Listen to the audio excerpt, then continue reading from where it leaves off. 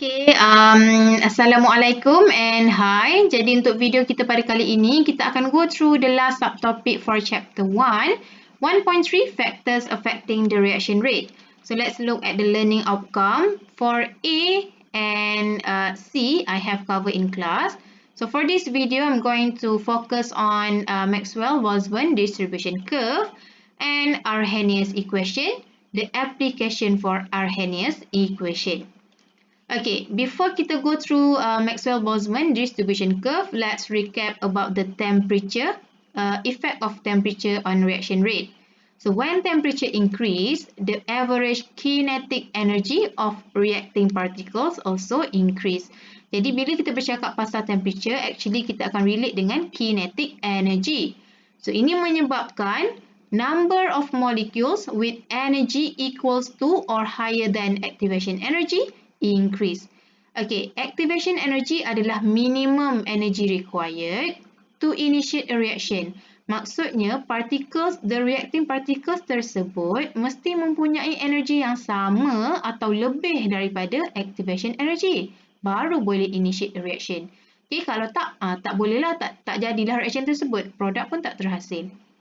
Bila temperature increase, menyebabkan tenaga kinetic energy untuk partikul tersebut increase. Jadi, lebih banyak molecules yang mempunyai tenaga yang cukup untuk initiate the reaction. So, this cause the collision, frequency of collision to increase. Hence, number of effective collision also increase. Jadi, bila lagi banyak effective collision, bermaksud rate of reaction will increase. Jadi, Maxwell-Boltzmann distribution curve actually illustrate these 2 points. Okay, dia tunjuk macam mana kita boleh nampak the number of molecules that have energy yang sufficient at different temperature. Jadi, okay, Maxwell-Boltzmann distribution curve. Analyze the behavior of gas molecules at different temperature. Okay. Jadi kita ada axis Y, number of molecules, and axis X, kinetic energy. The curve, kita ada dua curve dalam axis yang sama. Curve yang pertama adalah for low temperature. The second curve is for high temperature. Okay, jadi kalau low temperature ni boleh nampak dia macam bentuk gunung lah, dia tinggi sikit. Kalau high temperature ni macam bukit, rendah sikit lah. Jadi apa yang kita nak tengok sebenarnya? Kita nak tengok, okay, the activation energy and area under the curve. Jadi, area under the curve ni represent apa? Total number of molecules involved in the reaction. Okay, jadi untuk low temperature, this is the total, okay, area under the curve. Semua ni adalah total number of molecules involved in the reaction. Okay, jadi untuk high temperature pun sama. Jadinya, sebenarnya, total number of particles under each curve same. Because this is the same reaction, cuma kita buat di temperature yang berbeza. Okay, jadi total number of molecules involved in reaction is same for low temperature and high temperature. Okay, cuma yang kita nak tengok sekarang adalah area under the curve yang melepasi activation energy. Okay, so remember, activation energy, minimum energy required to initiate a reaction. Kalau particles tersebut tidak mempunyai tenaga yang sama atau lebih daripada EA, means takkan berlaku reaction tersebut. So, at low temperature, kita nak tengok area under the curve. Jadi, di sini, okay, ini adalah, kita akan shade sajalah lorek dia. So, ini adalah area under the curve that represent number of molecules with sufficient energy. Energy yang cukup, tenaga yang cukup. Okay. For high temperature, kita akan kita akan shade sikit lorek juga. Awak jangan lorek daripada sini sampai sini tau. Dia sampai x-axis ni. Jadi, kalau kita tengok dekat sini, the area under the curve is larger for high temperature. So, bila area under the curve is larger, bermaksud lagi banyak molecules yang mempunyai tenaga yang cukup. Okay, ini represent molecules yang mempunyai kinetic energy equal to or higher than EA. Okay, equal to or higher than EA. So, kalau kita tengok dekat sini, bermaksud at high temperature, more molecules with energy equals or higher than EA. So bermaksud bila lagi banyak molecules, lagi banyak collision yang berlaku lah. So means the rate of reaction will increase. Okay? So hopefully boleh faham about this curve. So next saya akan tunjuk macam mana kita nak lukis this curve. So please lukis bersama-sama dengan saya, okay? Untuk y-axis is number of molecules, x-axis is the kinetic energy. So kita akan start dengan curve yang pertama. So start dari bawah. Ingat bentuk dia macam gunung tadi. Okay. So dia tinggi, lepas tu okay, dia turun. Okay, garis ni tak boleh kena x-axis so awak buatlah smooth sikit. Cantiklah sikit lukisan awak tu. Jadi, ini adalah untuk saya akan label dia sebagai T1. Nanti saya tunjuk T1 tu apa. Yang seterusnya kita akan lukis curve yang kedua. Okay, start daripada origin juga. Jadi ini adalah bukit lah, rendah sikit. Okay, macam tu. Okay, tak boleh kena x-axis. So ini adalah T2. Okay, jadi kita akan tulis T1 dengan T2 tu apa. So T1 is actually low temperature. Okay, what about T2 awak rasa? So T2 adalah high temperature. Okay, higher temperature lah. Okay. Jadi apa yang kita nak buat sekarang, kita akan cari satu point dekat kinetic energy ni untuk kita label sebagai EA. Okay. So contoh area sini lah. Okay, dia tak kisah pun dekat mana-mana. Biasanya di sini lah dekat hujung-hujung ni bila dia dah straight macam ni. Okay. So yang ni kita akan label activation energy. Ikutlah, okay, boleh label dekat bawah ke, dekat atas ke, asalkan awak label this is the activation energy. So maksudnya untuk initiate a reaction, molekul tersebut mesti mempunyai tenaga sebanyak inilah, okay, equals to or higher than. Okay, jadi sekarang kita akan law rate. So untuk T1 at low temperature, this is area under the curve. So boleh nampak the area is smaller for T1 low temperature. Untuk T2 high temperature, so the area under the curve, remember jangan lorate sampai sini, kita akan lorate sampai bawah, sampai axis tersebut. So bolehlah guna color pen yang berbeza ke, ataupun awak buat bentuk lorate yang berbeza ke to show the differences between these two curve, okay? Jadi barulah siap awak punya Maxwell-Boltzmann distribution curve. Okay, so after you draw, you have to explain. So biasanya soalan akan mention by using Maxwell-Boltzmann distribution curve, explain the effect of temperature on reaction rate. Jadi first you have to draw. Okay, kena lukis dulu. Lepas tu make sure ada label semua, low rate. And then kita akan explain. Kita akan bercakap mengenai area under the curve kat sini lah. Okay, awak boleh nampak untuk T2 high temperature, the area under the curve is larger. Okay, bermaksud lagi banyak molecules yang mempunyai tenaga yang cukup. Okay, so this is the explanation. So first, okay, you have to explain or state apa shaded area tu represent apa yang kita lorate tadi. So the shaded area represent the number of molecule that have kinetic energy equal or more than activation energy. Okay, jadi at higher temperature T2, okay, kita boleh nampak tadi shaded area dia lagi besar kan? Bermaksud more molecules have kinetic energy equals or higher with activation energy. Bermaksud lagi banyak molecules mempunyai tenaga yang cukup untuk initiate reaction. Okay, jadi ini menyebabkan frequency of collision to increase because the energy is sufficient. So effective collision also increase, hence the rate of reaction is increased. Okay, so actually 3 points ni adalah points yang sama lah. Jadi untuk 2 points ini, actually you explain about the curve. Okay, so hopefully boleh faham about Maxwell-Boltzmann distribution curve. Okay, so kita teruskan dengan rate constant and rate equation. Okay, this is the Arrhenius equation, the intro for Arrhenius equation. So we have a general equation here. So untuk rate equation ataupun rate law, equals to KAXBY. Okay, remember K rate constant, concentration of reactant, okay, power of order. Jadinya daripada rate law ni kita boleh nampak effect of concentration, okay, sebab ada concentration on rate. Okay, basically kalau increase concentration, rate akan increase lah except for zero order kan. Okay, tapi untuk rate law ni juga, okay, awak boleh nampak effect of temperature dan catalyst. Kenapa? Sebab effect of temperature and catalyst actually dia akan mengubah rate of reaction juga. Dia akan mempengaruhi rate of reaction. Okay, and this is all included in the rate constant K. Jadi untuk explain, kalau kita tengok rate law, kita boleh nampak effect of concentration on rate. Okay, tetapi temperature dan catalyst akan mempengaruhi rate constant dan seterusnya mempengaruhi rate. Okay?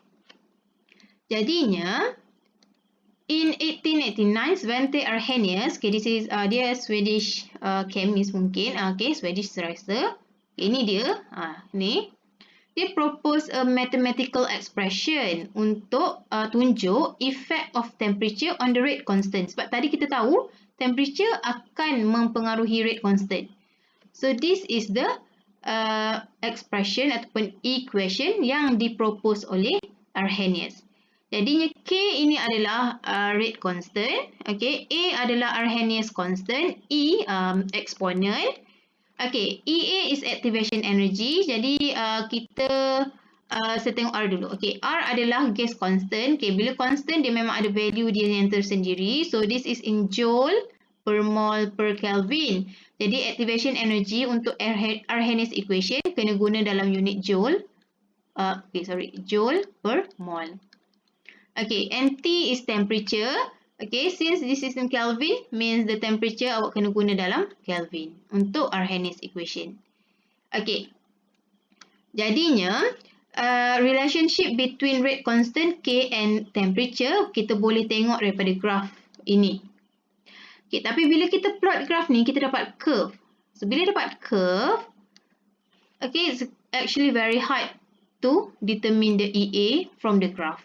Okay, jadi kita nak derive satu lagi equation yang memudahkan kita untuk plot the graph.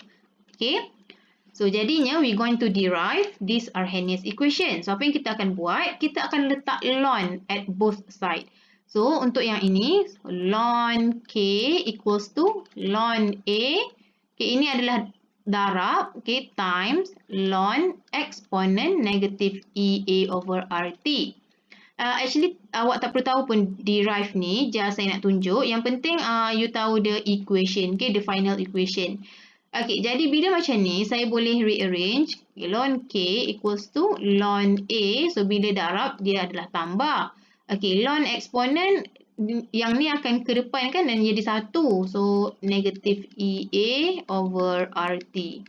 Okay, jadi yang ini kita akan rearrange menjadi ln K equals to negative EA over RT plus ln A. Jadi untuk memberikan persamaan seperti linear graph, okay, saya akan further rearrange dia menjadi ln K equals to negative EA over R 1 over T plus ln A. So, kenapa saya nak buat macam ni? Supaya saya dapat Y equals to MX plus C. Okay, untuk plot a linear graph. Jadinya, awak pun dapatlah equation yang kedua. Okay, so ini adalah original Arrhenius equation. And this is the derivation. Okay, so awak ada satu, yang ni, yang kedua lah. Ni equation yang kedua. Yang awak kena ingat. So, apa guna equation ini? So, gunanya adalah untuk kita plot a linear graph. Okay. So, this is the equation yang kita dah derive tadi. Jadi, daripada sini, kita boleh dapat Y, MX plus C, the linear graph equation. Jadi, untuk kita plot, kita akan plot ln K versus 1 over T as the x-axis and y-axis. Okay, jadi kita akan label axis ini sebagai ln K. At the what x-axis is 1 over t. Okay, jadi boleh tak agak dia punya bentuk graf macam mana? Ini dia punya gradient adalah negatif EA over R. Jadi dia adalah a negative slope and dia ada y-intercept. Okay, jadi y-intercept and negative slope. So dia ke bawah macam ni lah. Macam tu. Okay, so the y-intercept is ln A. And from the gradient of the graph, kita boleh dapat activation energy. Kerana R adalah gas constant yang kita dah tahu nilai. Okay, jadinya apa kegunaan this equation? For you to plot the graph and determine the activation energy from gradient. Okay, so hopefully boleh faham yang ni. Okay, jadi untuk equation ini juga, okay, ataupun yang ni saya boleh tulis macam yang kita belajar tadi. Jadi, ataupun ln K equals to negative EA over R 1 over T plus ln A. Okay, jadi kat sini nak tunjuk relationship, okay, between temperature and rate constant. So temperature, bila temperature increase, rate constant will also increase, okay, sebab dia adalah ln K tau. Jadi kalau temperature ni increase, menyebabkan ln K ni decrease, so K akan increase. Okay? And the activation energy, kalau dia decrease, okay, ln K akan decrease juga, menyebabkan K increase. So saya nak nampak dekat sini, this Arrhenius equation relates the temperature and activation energy to the rate constant. Jadi, kalau temperature increase, K akan increase. Kalau activation energy EA decrease, K akan increase. Okay? And the activation energy is actually influenced by catalyst. Okay, apa catalyst buat? Catalyst menyediakan, okay, alternative pathway with lowered EA. Jadi, catalyst ni, bila orang letak catalyst menyebabkan activation energy is lowered because it provide alternative pathway. Kalau EA is lowered, means the value of K will increase. Jadi, saya nak awak nampak untuk Arrhenius equation ini actually merelatekan temperature dan catalyst kepada rate constant. Secara sekaligus relate dia kepada rate of reaction. Okay? So, yang seterusnya adalah, okay, this is another derivation for Arrhenius equation. Jadi, setakat ni kita dah belajar the original Arrhenius equation dan derive untuk plot the graph. So, this is the third equation dalam Arrhenius equation. So, awak ada equation yang ini. Kalau kita conduct a same reaction at two different temperature, T1 and T2. So, we have this first equation and this second equation. Jadi, ni untuk temperature yang pertama, ni untuk temperature yang kedua. Bila kita rearrange these two equations, it will give this final equation. Okay, awak tak perlu tahu pun the derivation. Yang penting, awak kena ingat equation ini. So, apa gunanya this equation? Kalau awak ada soalan dan dalam soalan tersebut ada dua temperature yang berbeza. Okay, jadi ini dia relates temperature to the rate constant K. Untuk ingat, kalau awak start dengan 1, dia mesti berakhir dengan 1. Okay, so K1 over K2, EA over R, 1 over T2 minus 1 over T1. Okay, so 1, okay, mula dengan 1, akhir dengan 1. Okay, jadi this is the third Arrhenius equation that you have to remember. Okay, jadinya sekarang kita terus pergi example untuk guna the equation yang baru kita belajar tadi. Okay, the decomposition of hydrogen iodide has rate constant of this, okay, at 500 K. And this is the second rate constant at 600 K. Okay, so tengok soalan ni. Dia ada dua temperature yang berbeza. Okay, jadinya kita akan guna this equation. So, kalau baca soalan ada dua temperature yang berbeza, you must use this equation. Okay? So, apa yang soalan nak? The activation energy. So, the first step, please write the equation. So, ln K1 over K2 equals to EA, activation energy, over R. Okay, 1, okay, kalau start dengan 1, 1 over T2 minus 1 over T1 berakhir dengan 1. Okay, so this is K1 and this is T1. This is K2 and this is T2. So we substitute into the formula. Remember, temperature mesti dalam Kelvin. Okay, soalan dah bagi dalam Kelvin, so awak just masukkanlah. So ln K1 9.51 times 10 to the power of negative 9. Okay, divide with 1.10 times 10 to the power of negative 5. Okay, jadi dah settle for this. We want to find the activation energy. Okay, remember R is the constant. Yang ni memang ada dalam list of constant 8.314. Okay, jadi kita pun masukkan temperature. The T2 is 600 Kelvin and T1 is 500 Kelvin. Okay, so awak tekan calculator. Okay, semua orang tekan calculator sampai dapat EA. Okay, so supposedly you akan dapat, untuk EA ni awak takkan dapat dalam kilojoule lagi tau, because this gas constant dalam joule, joule per mol, okay, joule per mol per Kelvin. Jadi awak akan dapat dalam joule dulu. So untuk activation energy ni, bila awak tekan calculator, awak akan dapat 175,923. Okay, so ini dalam joule per mol.